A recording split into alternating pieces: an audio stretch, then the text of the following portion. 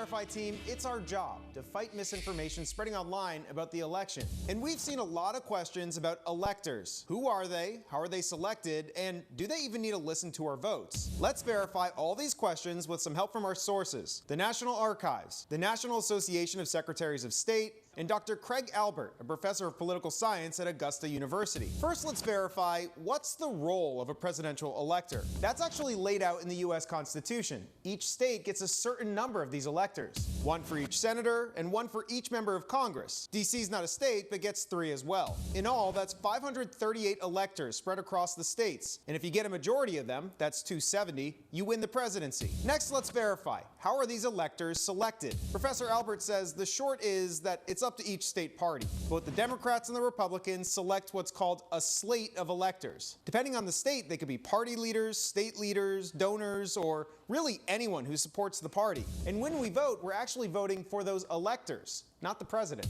If you voted for President Trump, you're not really voting for Trump. You're voting for a slate of electors who promise, theoretically, to cast their electoral college vote for President Trump. And this brings us to an important question. Do the electors need to listen to the popular vote of the state? And constitutionally, there's no requirement. But according to the National Archives, electors almost always vote with their party. And according to the National Association of Secretaries of State, 31 states and Washington, D.C. require their electors to do so. With your Verify, this is Evan Kozloff.